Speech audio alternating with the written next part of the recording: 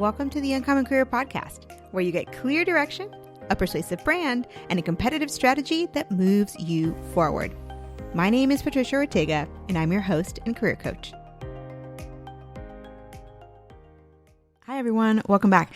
Today, we're going to talk about inspiration and how to create and leverage more of those opportunities to be inspired and to inspire others, in addition to how it's different from motivation. We're going to walk through this with some pretty amazing stories from former Army Ranger turned leadership coach, Jarvis Morris. Stephen has been on the podcast multiple times before, so I'll go ahead and link those episodes in the description because he always has something good to share. Let's get started with today's episode.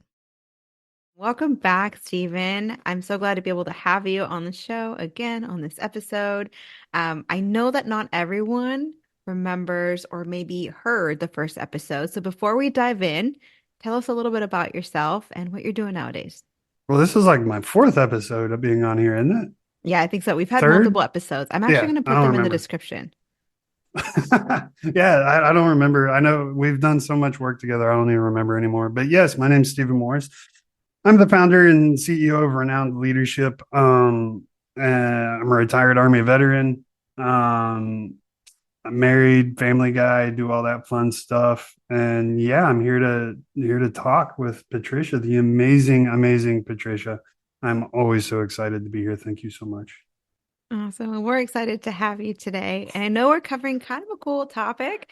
We're covering motivation, inspiration in leadership and in just the work that we do. And so I thought I'd start it off by kind of going back into your career journey. So from your career, what are specific instances where leadership and inspiration kind of, took the forefront of a particular story? So if we go all the way back to the beginning of my military career, I always got told something that I always thought was just absolute garbage, and that is false motivation is better than no motivation at all. Which I get what they were trying to say, but that never really made sense to me. Like, what does that mean? And so a couple of years ago, I retired from the Army, and when I retired, actually needed. So my kids grew up in the Army as Army brats, right? And that's good and bad. Part of the bad is they move around a lot. So pretty much every year, my kids were the new kid in school. Whether we moved or all their friends moved, they had to make new friends every year, except my daughter, Isabel. She had the very unique and random experience of she made this friend, we'll call her V. And for some reason, V and her family followed Isabel and my family all the way everywhere we went, or vice versa. We would follow them. And I didn't know her family outside of Belle. I didn't, me and her dad didn't work together, anything like that. It's just random chance, or it would appear that way. So fast forward to the end of my career, it's time for me to retire. We're in Germany now. So literally these two have followed each other to Germany across the ocean, right? And I'm getting ready to retire. We're coming back to the States, to North Carolina. Obviously, the girls are upset. They're 15 and 14 now, and they're upset because, the friendship's coming to an end. But lo and behold, her dad got orders to go to North Carolina, be stationed in North Carolina, which was about an hour and a half from where we were moving to. They couldn't spend every waking moment together, but they could have long weekends, holidays, summers together. They could still maintain that relationship. So they were super stoked. Then we get back to the States. We start settling, and it's almost time for V and her family to show up.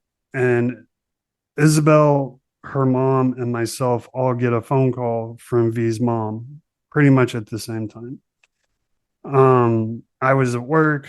Isabel's mom was asleep. Isabel was on her way to school, and she called her back. And it came to find out V had been at school and passed out in the girls' locker room, and she had stage 4 lung cancer.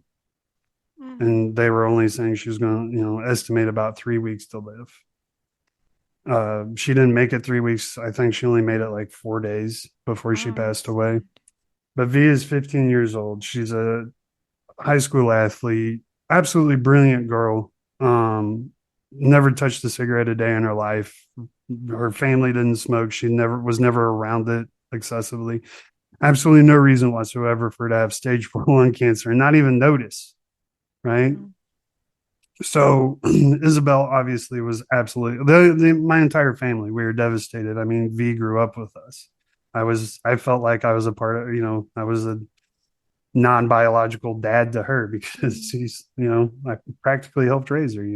Yeah. So we were all just all devastated at the loss and just the tragedy, because you don't expect a 15-year-old girl to have stage 4 lung cancer. So and I would say the biggest heartbreak for me was Isabel didn't get to say goodbye. So um we start moving on, and this is when I really realized the difference between motivation and inspiration. um Isabel came home one day, and Isabel's always been a smart kid. She always got good grades, but she came home one day and she's like, Dad, I'm gonna cure cancer. And I was like, okay, you go, Spanky. Like, it's one of those things. It's not that I don't believe her. It's just, okay, if you do, great. Yeah. But let's be honest, right? But I didn't want to like douse her dreams or anything. So I was okay, you go, Mm. and I'll support you any way I can. So she came home a couple of days later and she's like, I found out about this program where I can go to high school and college at the same time. And when I graduate from high school, I'll graduate with a high school diploma and an associate's degree. And I was like, that's going to be really hard. And she's like, I can do it. I was like, okay. So I helped her write her essay. We got her in there Mm. and she crushed it, man. 4 years. And I mean, I can't tell you how many times I saw Izzy 3 o'clock, 4 o'clock in the morning, studying, working, writing, Wow. excuse me. And she ended up graduating, not top of her class. She was third. Wow. Um, she That's impressive. graduated. She graduated with a 4.63 GPA.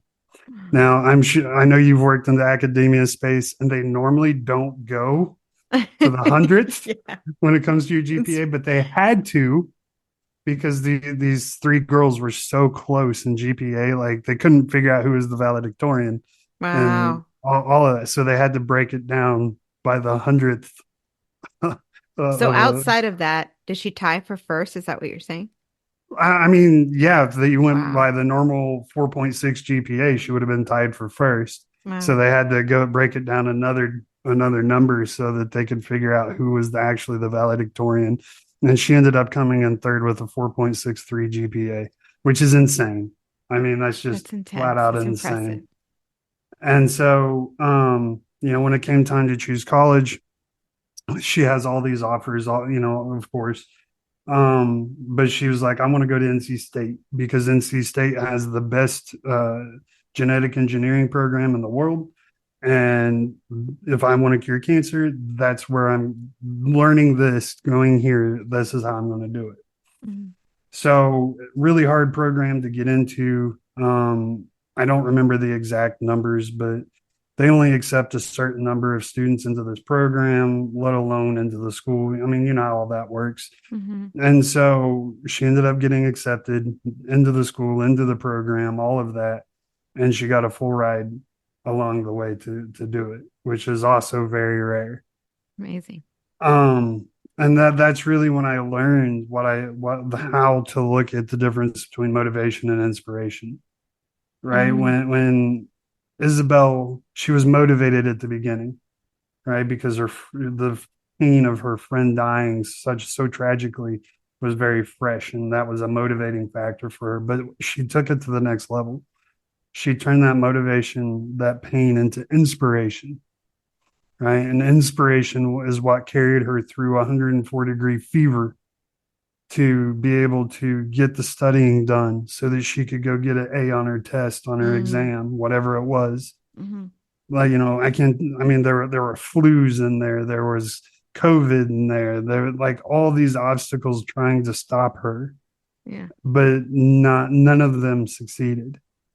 It was because she wasn't motivated. She was inspired. Right. And so I do believe, in the beginning it was like, like I said, okay, Sparky, you go cure cancer. Now Mm. I actually believe if anyone can, it's her, Wow. because I've seen just how hard she's willing to work to do it. Mm. So when I started looking at that and started thinking about what I got told back in the day in the Army, false motivation is better than no motivation. I realized that we kind of take the wrong approach. We look at motivation and inspiration as the same thing, or we just completely ignore inspiration and think motivation's all we need. Mm. Let me tell you, I am the least motivated freaking person you will ever meet in your life. Like motivation, like I gotta pump myself. Like I get up at 4 o'clock in the morning. The first 30 minutes of that is just to pump myself up to get out of bed and go for Mm. a run. Mm. Right. Like I need that because I am not motivated, but I'm inspired to go exercise. Right. Mm. Because I mean, if you go back and listen to the first podcast we did, you'll hear me talk about how much weight I gained when I left the Army and how Mm. devastating that was for me to be so unhealthy. And so now I'm inspired to not let that happen again because it sucked. Easy to put on the weight, hard to get that stuff back off. Like, man, it was horrible. So, I'm inspired now to keep my body in a good physical condition. Mm. When it comes to my work, I'm inspired, right? I'm motivated when I get on with my clients, right? Because yeah, I got a client, I'm motivated.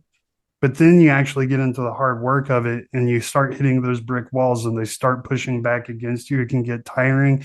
And I'm Mm. telling you, like if you've never worked with a client in the way that I do, like man, sometimes I'm drained by the end of it, right? Mm. Because it takes so much energy to give them to, get the results we need. And so, man, if I wasn't inspired Mm. to do what I do, I would have quit by now. Not to mention starting your own business is hard. Like Yeah, seriously. it is. So I mean that requires a massive amount of inspiration as well, which I mean, and hearing your story, I know you're inspired to do what you do. Mm-hmm. That's why Mm-hmm. you've been able to push through all the roadblocks, Mm. and then you have Martin, an amazing teammate to push you and keep you inspired, to remind you that you're Yeah. inspired, right? Yeah. That's important as well. But we think that like all we need is motivation, and that's not right. When you think about we'll use the space shuttle as a great example, right? How does it get into outer space? It's got these giant booster rockets, right? It propels it at a high rate of speed, right? When you're like, yeah, I'm going to lose 30 pounds this year, I'm going to go to the gym every day, man, you run to the gym because you're excited, right? But the second it gets hard, man, those booster rockets burn out pretty fast, don't they? Interesting. Once you're in space, what keeps the ship moving? It's thrusters. Is it the same speed? No, not necessarily. It probably Mm. slows down quite a bit, and that's okay, but it's still constantly moving to its destination. That's what Interesting. inspiration is for us. It's not the boosters that get us off the ground. That's motivation. Inspiration are those thrusters that keep us slowly churning towards our goals, towards our purpose, Mm-hmm. right? And then once you have that and you get a hold of it and you sink your teeth into it, I'm telling you, there's not a more satisfying feeling. So when I look at my business and the clients I help, I don't even do it for the individual clients, the leaders I work with. I do it for the people around them, right? That's what Mm-hmm. inspires me, is knowing that the leader is my rock that I'm throwing into water, and the ripples are all the people's lives that are affected vicariously through the work I do with these people. That inspires the crap out of me because I know I'm making their lives a little bit better through the work that I do. So, I mean, as long as you're inspired, you literally can't fail. It takes an act of God to make you fail, Mm-hmm. right? If you're inspired. Okay, so what I'm gathering is that there are mental processes that get kicked off in those moments of inspiration that we couldn't naturally make happen as a form of motivation. Is that what you're saying? So, I mean, yeah, but motivation is motivation, right? Like Mm-hmm. the problem with motivation is the second life gets hard, you quit. Motivation doesn't have the power to push you through, right? If Mm. Isabel was just motivated, the 104-degree fever, there was a day I made her stay home from school. I physically forced her to Mhm. stay home because it was an exam. It was a big deal. She needed to go take it. And it's like, you're a danger to people around you. Like, you're contagious. Stop it. Like, Yeah. you're staying home. And she was like, no, I gotta go. I was like, look, I will go talk to the professor myself. I don't care. You're not going to school. And so, like, that motivation doesn't get you there. Mm. That wasn't motivation at all. That was straight inspiration. Inspiration is what was what caused Tom Brady to sit and watch 12 hours, 14 hours, 16 hours of game film straight. Right? If you listen Mm. to him talk about some of the Super Bowls he's won, that's what was required of him. 16 hours of games. Could you imagine how Mm-mm. boring and tedious that would be? I No, love football. I don't. So I've I cannot I've imagine watched that. football my entire life. I've played it my entire life, and like, I don't think you could have a gun to my head, and I still don't think I would do it. Like, horrible. But again, that's why Tom Brady's won so many Super Bowls and I've won zero. Hmm. I'm not inspired to do it. But when it came to being an elite soldier, my inspiration was through the roof. When it came to Mm. starting my own business, my inspiration is through the roof. When it Mhm. came to podcasting, my inspiration is through the roof. And that is what carries me through. And I'm sure you've done, I don't know how many episodes you're up to now. I assume it's over 100. And no, No, you gotta be close. we are You've been, at no, we started around the same time. Where I'm at like the I thought you were 50s. way ahead of me. No. Oh, I'm in the okay. 50s. Yeah. My bad. My bad. Yeah, I Yeah. just hit 52. So, Oh yeah, we're uh, right in the same pocket. okay. I thought you started way before I did. So my bad. My bad. Anyway, but anyway, so you done 50 in the 50. Like, you've done enough to know, like, sometimes you're just like, I do not want to talk to this person. I don't want to be on camera. I don't want to be on a microphone. I don't want to. I've Right? had bad days, yes. I will acknowledge. I have had some bad days where I'm like, "Oh, I'm so tired," or "Oh, Yeah, I you just can't do." don't want to. Yeah. Right? And it's not Yeah. personal to the person you're talking to or anything. It's just, you just don't want to. Yeah. And so, I mean, like, I did a radio interview last night. I did not want to do it. Like, it was 9 o'clock at night. Like, it's on a topic I really didn't know a whole lot about. Like, I just didn't want to do it, but I did because a friend asked me to. Okay, fine. But that inspiration is what drives us to do these things, not motivation. Motivation gets us off the couch, Mm. right? That's the fumes in the gas tank. If you're constantly running off of motivation, then your tank's on E and you're running Mm. on fumes, right? Okay. Inspiration is your fuel. So, so kind of hopping on to like really focus in on inspiration. How do you help inspire, right? Like there's those moments where something inevitable and sometimes tragic happens, right? But how do you harness inspiration in moments where maybe you don't know if there's going to be a significant event? Have I ever inspired you? Yeah, yeah. There you go.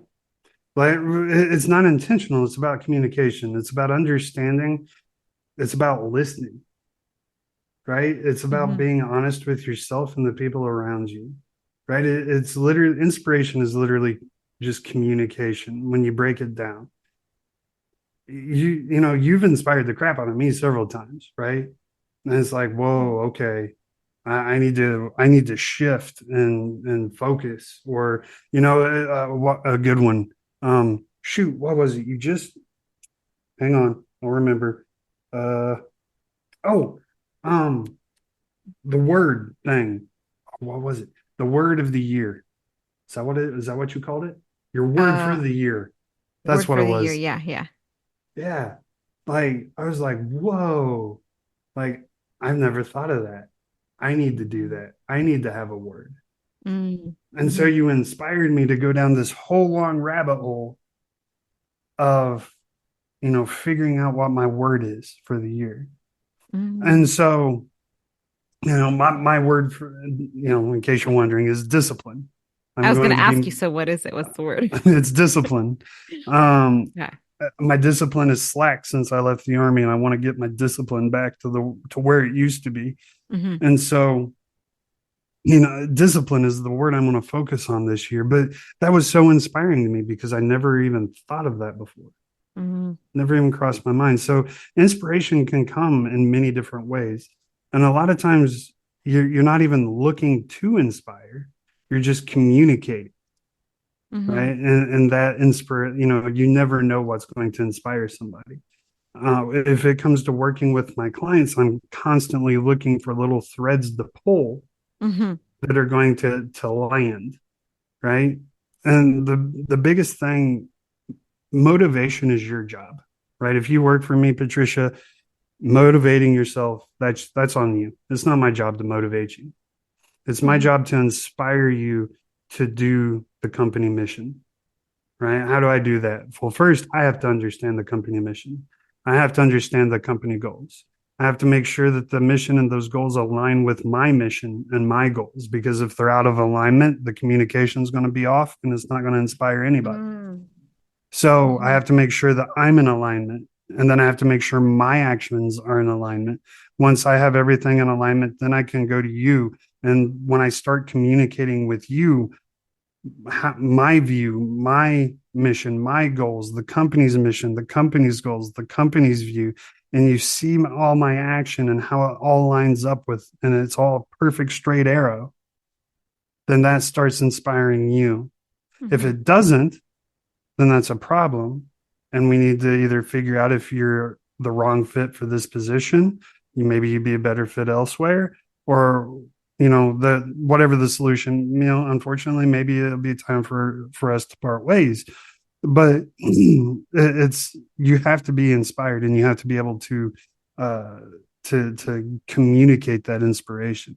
So I don't, did that make sense? Like, it's all about Yeah. communication. No, definitely. I mean, I think kind of what I'm gathering as we're having this conversation is that motivation is having the right motive for taking action, whereas inspiration gives you not just a reason, but a direction. Yeah.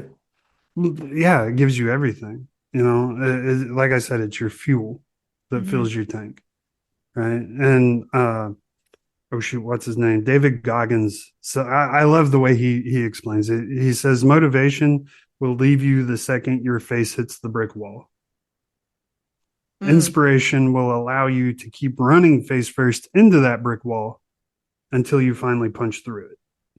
mm, Right. And interesting. that's such an awesome visual. Like, imagine running face first into a brick wall. That's going to hurt.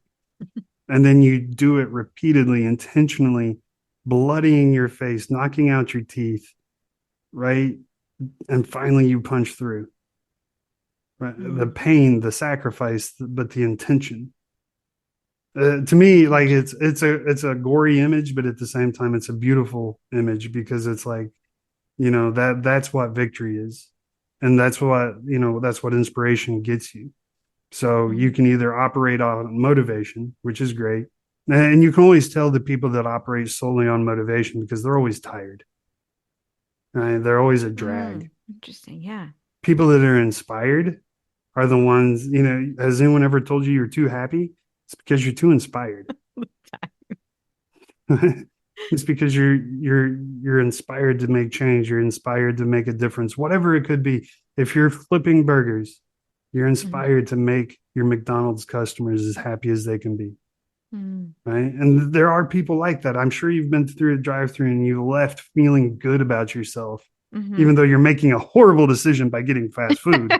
But Yeah. you left feeling good about yourself because of the person you were interacting with made you feel that way. They like give life. Right. That's inspiration.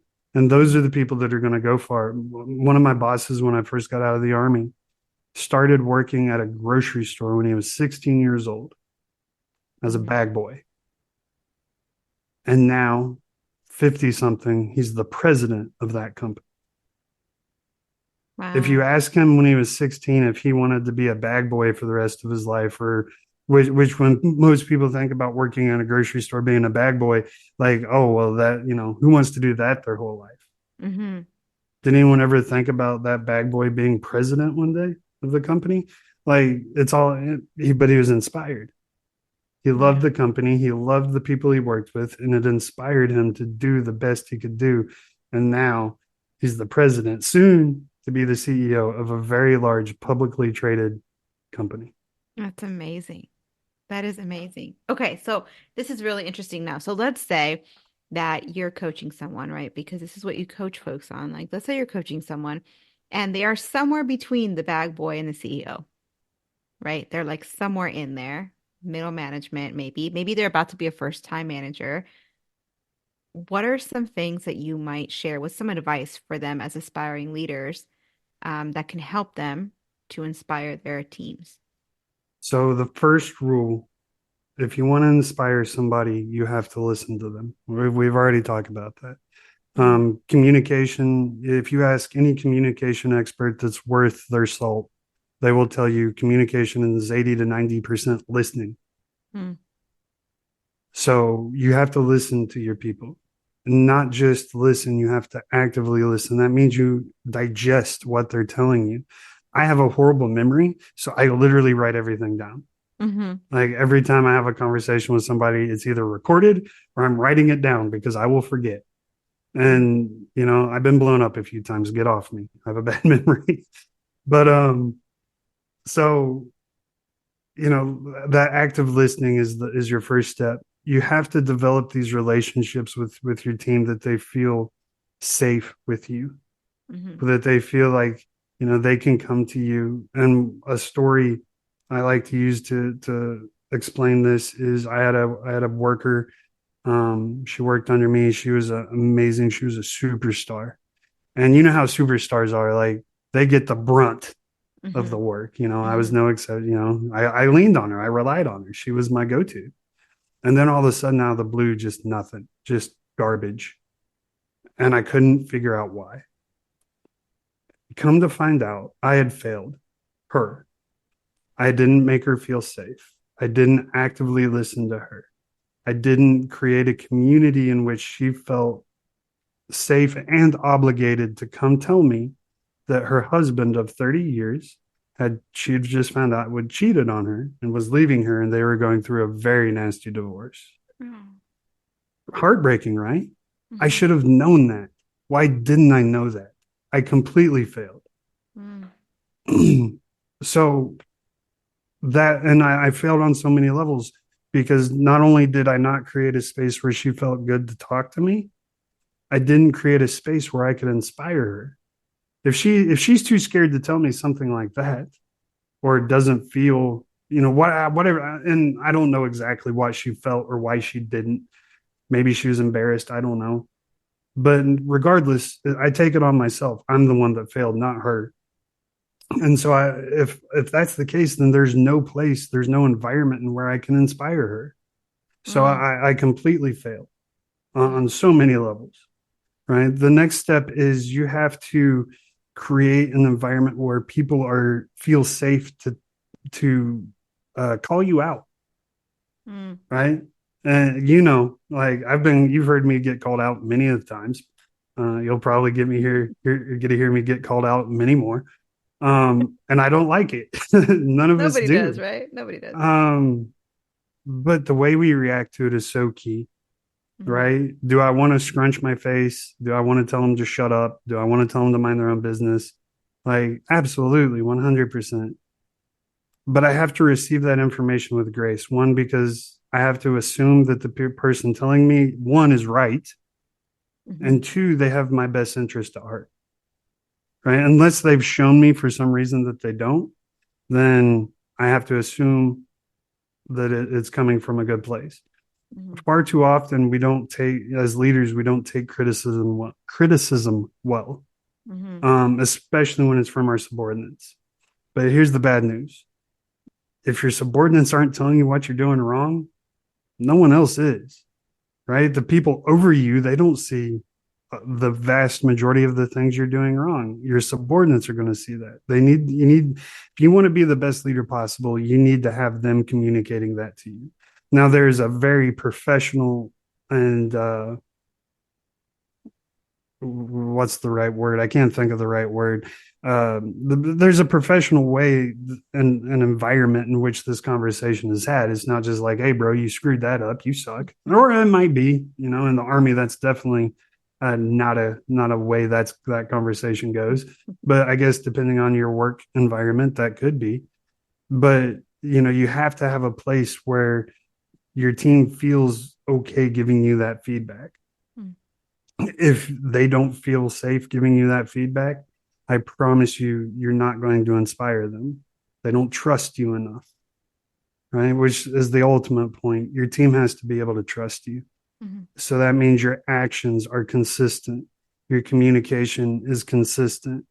Everything you do aligns with the goals, with the mission of the company. Everything is in alignment, everything is consistent.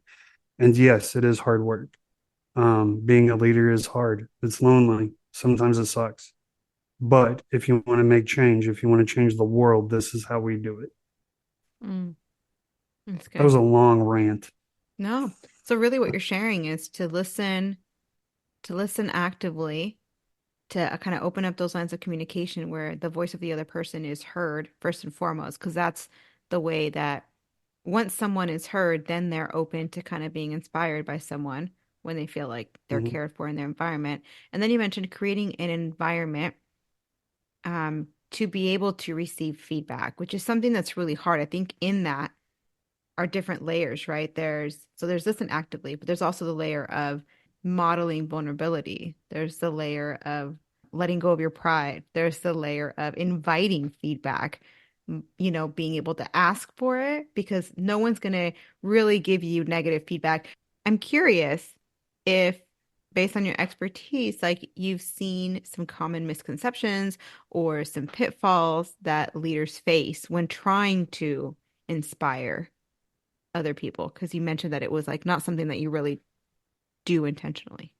Yeah, a lot. I think the biggest pitfall would be that we don't know that we think we need to motivate. Because if you think about every company you've ever worked for, it's like, Mm-hmm. yeah, guys, let's get motivated.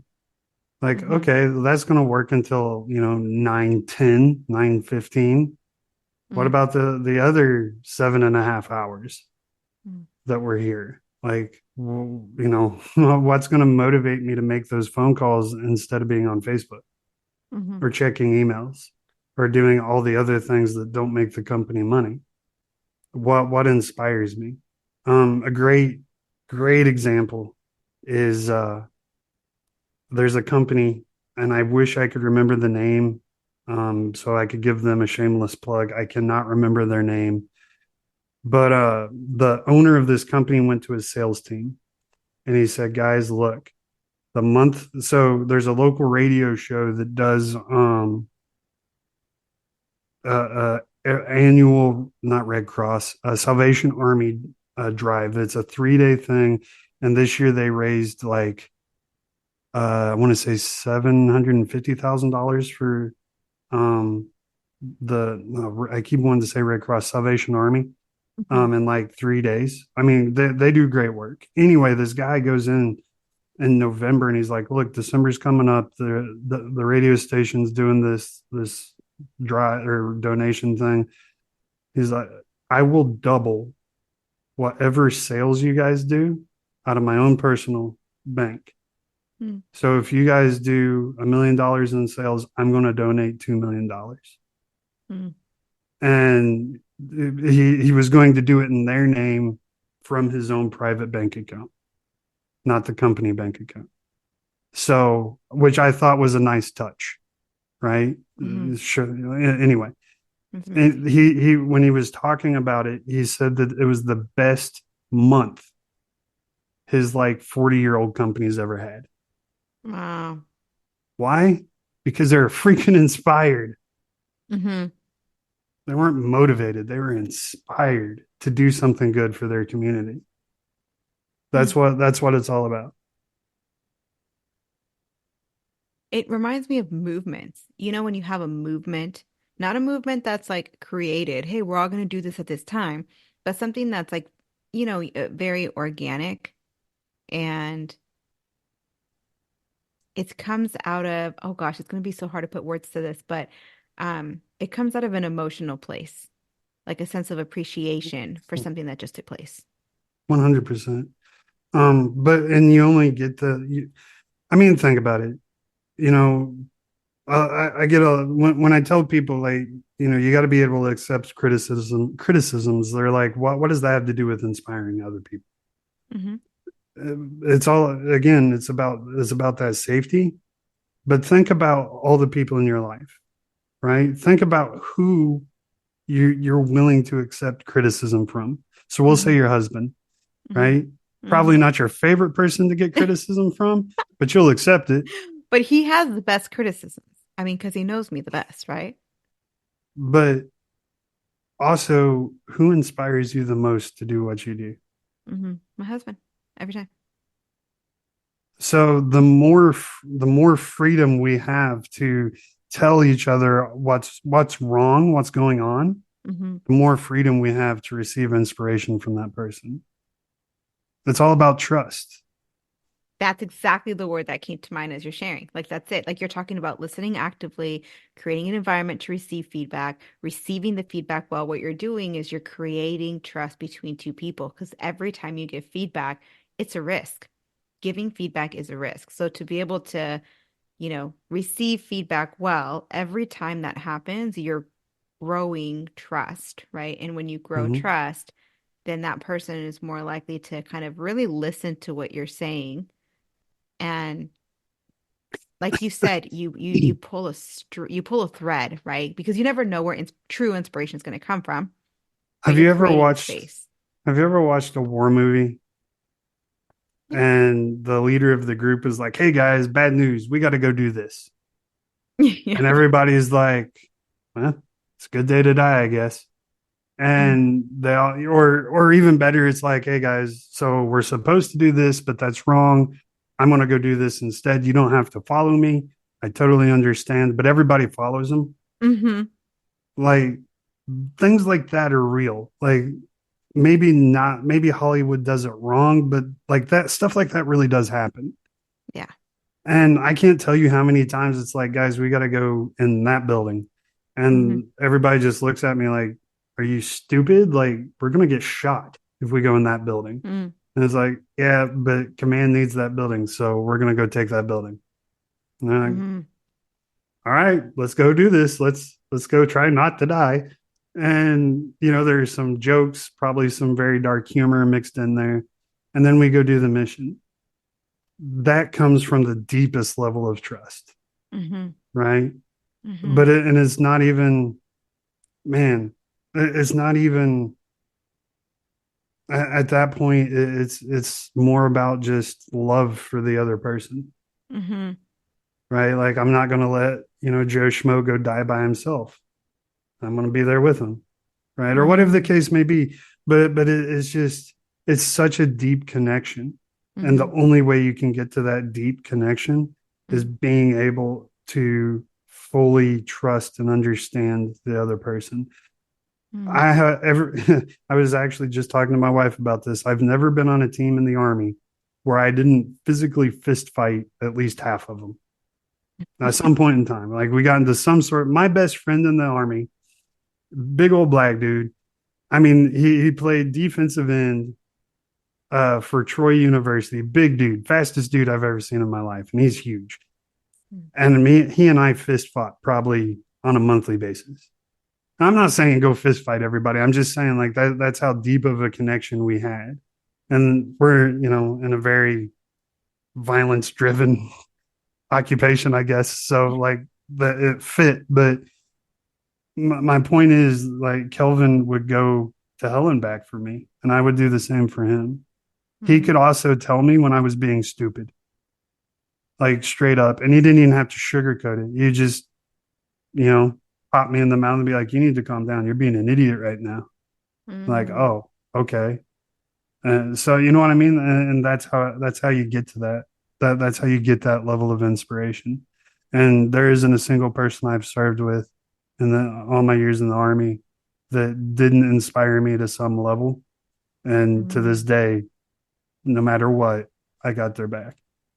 And so far, you've shared so many great stories. You've talked about listening actively so that people know they're cared for. You've talked about, creating a space where people are free to give their feedback and then having that vulnerability to receive feedback gracefully.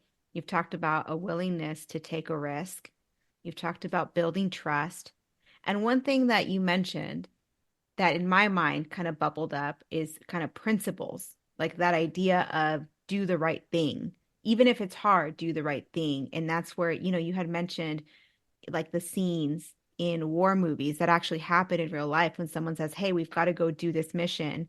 And even though it means you're going to risk your life, people say, "I'm with you." Like they're willing to come with that leader. And that reminds me of sort of like that principle. There's trust and there's love there. And there's this like do the right thing principle, or maybe it's not do the right thing, maybe it's something different. Love your neighbor as yourself, right? Whatever that principle is. But I think those are the pieces that maybe come together to inspire. I don't know. What are your thoughts on that? I mean, I think you hit the nail on the head. And I don't typically like to say it because people think I'm being too mushy and I have this big tough persona I have to maintain. But at the end of the day, it boils down to 100% love. Mm, When you love your people, and I mean, because I mean, I loved all my guys. I still do. Like I said, to this day, I still love them. They're my family. They know me better hmm than my wife. Like mm, they know me better than anybody. wow. And I love them, and to this day, I die for them. hmm You want to create a team that will die for you, then it all comes down to love. They have to love you in order to take a bullet for you. mm, So I that's mean, powerful. that yeah, you hit the nail on the head 100%. It all boils down to love. But those are the steps to get there Yeah. Yeah, because because that's people that's like aren't a you don't go to work and say, "Well, today I'm going to love my employees." Like, people don't think about that. I was actually talking to a dear mentor, so a deer wise, mentor, like dear the animal. mentor, like a mentor who I find dear. Oh, dear He to was like, you. yes, Gotcha. dear to me, a dear to me mentor. And one of the things, we're talking about like business and he's like, "Well, what are you focusing on now?" And I thought it was silly, but I was like, I feel like what the Lord's kind of guiding me right now is to, it doesn't sound very businessy, but it's just appreciation. Like that's just something that is, I don't know, like it keeps coming up, appreciation. Like I need to slow down and appreciate every human being that's in front of me, like truly appreciate, like at a level that I don't think I've done before. And we started talking about kind of what appreciation is and the fact that when you appreciate something, it actually increases in value, like a house appreciates. And I Hmm. found that to be just mind blowing. And I think for some people who are naturally gifted in relational skills and in like this sense of appreciation, they're like, of course. But for me, it was, I don't know, it was just kind of like mind blowing. Like, oh my gosh, when I give my full and undivided, like you said, active listening, complete attention to someone, like not that they weren't valuable before, but you help someone to feel valued and to like help them feel that increase in value because you are worth not only my time, but my complete and undivided attention. And and it just reminds me of like how you mentioned, right? Like we don't start at love. We don't say, go show love to your employees and you'll inspire them. No, there's like phases and layers and steps to building an environment and getting, building that relationship on a deeper and deeper level to where ultimately they see you, they trust you, they see that you have your principles, and they're willing to kind of open up and listen to be inspired at the things that you do and the way that you act. I don't know. It was just really interesting how you brought everything together to a head at that love piece.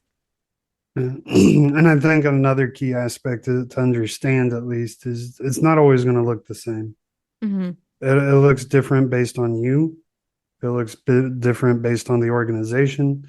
It looks different based on your team.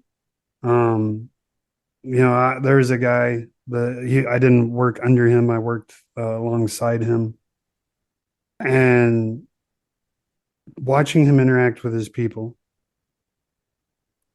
it was insane. He was not polite. Mm, He wasn't rude. He was just very short. Never smiled. Never hung out with them. Never laughed with them. mm-hmm, And if you ask me, he was doing everything wrong.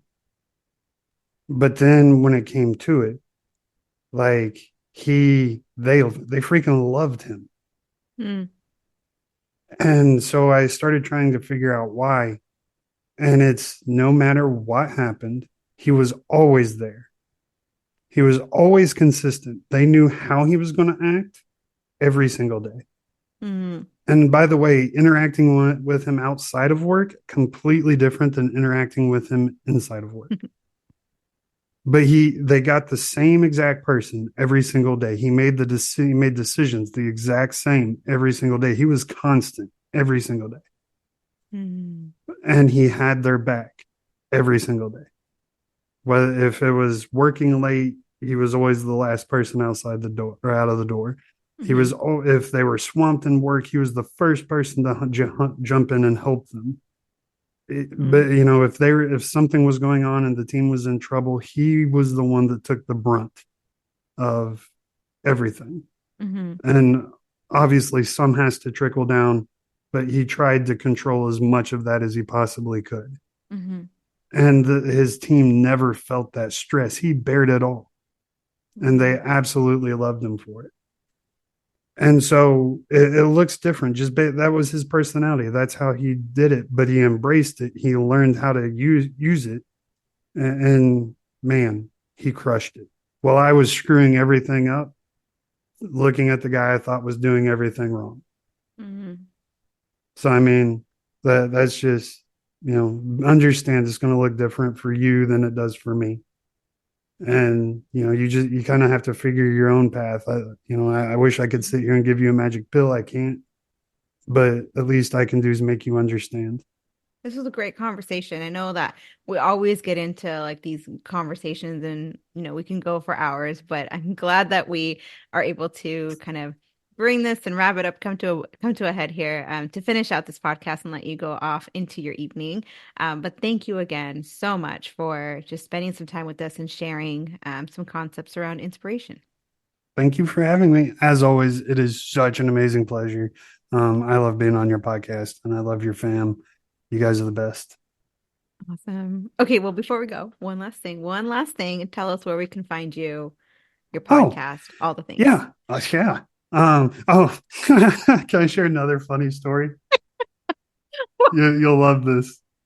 Yeah. So my podcast is not huge, people. So um, I just recently hit 3,000 downloads a month on average. Right? I was Congratulations. so stoked, yo. 3,000 Like downloads a three month. a month. I was pumped, yo. So I go to our mutual friend Chris Mhm. Granger. Yeah. He hosts the podcast called The Lion Within Us. Hmm. I went to him, and he's been podcasting for years. I went to him. I'm like, "Yo, bro, 3,000 a month. What up?" And he's like, "Dude, I'm so proud of you. That's so awesome. Congratulations. That's such a big milestone." I was like, "Thank you. What are you at?" He's like, "Oh, 27,000 a month." And I just like, oh. And then another mutual friend of Chris's of mine, who does a finance podcast, he's at 750,000 a month. And so Wow. my balloon, it didn't get popped. It got shot down with a Scud missile. That's funny. I got humbled so freaking fast, which is Wow. fine. It's just I was sad because I was so excited. But But you no, know three what? thousand, That is 3,000 people who are really benefiting from what you have to share, you know? 100%. But yeah, by all means, I would love for your listeners to check out my podcast. Just go to search renowned leadership on any of the platforms you'll find me, or you can go to renownedleadership.com. And there's all the links for it there as well, and about me and all my stuff. That sounds great. Well, thanks again for being here, and we'll see you on the next one. Thank you. Hey, thanks for listening. I really appreciate you spending time with me today. If you found this episode helpful, please tap the 5-star review on the show's homepage in your podcast app. It would absolutely make my day, and it helps others discover the Uncommon Career Podcast. Now, to download your free career resources and learn how I help seasoned professionals land amazing offers in as little as 90 days, click on the link in the description or go to theuncommoncareer.com. Thanks again, and I'll see you on the next one.